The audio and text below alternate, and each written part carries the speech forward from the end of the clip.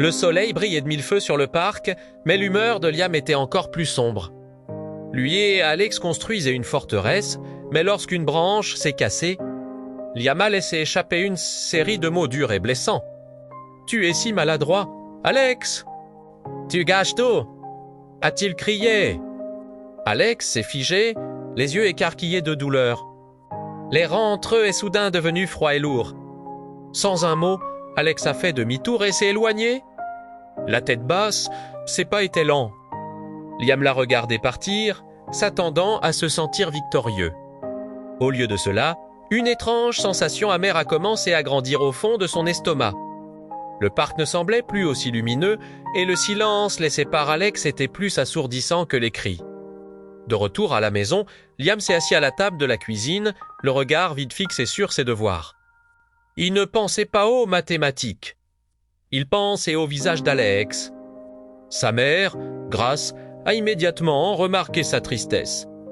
Elle a posé un verre de lait et s'est assise en face de lui, les yeux pleins d'une douce inquiétude. « On dirait que tu portes un lourd fardeau, Liam ?» dit-elle doucement, « veux-tu m'en parler ?» Liam a soupiré et lui a tout raconté, la forteresse détruite, sa colère et les méchancetés qu'il avait crachées à son meilleur ami. « Je ne sais pas pourquoi j'ai dit ça » a murmuré Liam. « Maintenant, je me sens horriblement mal et Alex ne veut même plus me regarder. » Grace l'a écouté patiemment, hochant la tête pendant qu'il parlait. Elle ne l'a pas grondé. Au lieu de cela, elle a pris une petite boîte en bois sur le rebord de la fenêtre. Grace a emmené Liam dans le jardin. Elle a ouvert la boîte pour révéler deux types de graines différents. Un sachet montrait de magnifiques tournesols dorés, tandis que l'autre montrait des ronces pointues et enchevêtrées. Liam, commença-t-elle, la vie est comme un jardin. Chaque mot que nous prononçons est une graine que nous plantons dans le cœur des autres et dans nos propres vies.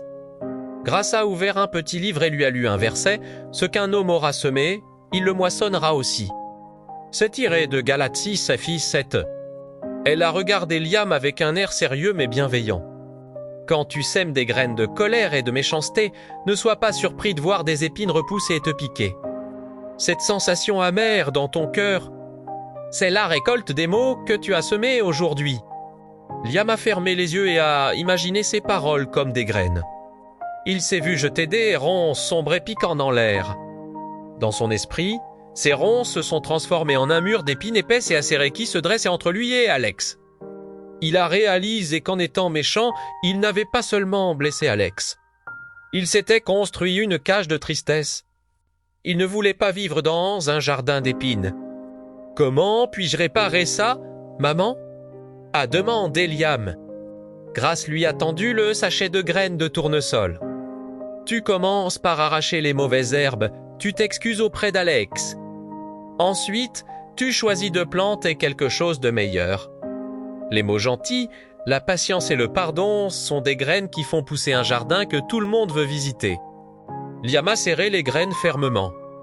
Il savait exactement ce qu'il devait faire. Le lendemain matin, Liam a retrouvé Alex assis sur le même banc dans le parc. Le cœur de Liam battait la chamade, mais il n'a pas fait demi-tour.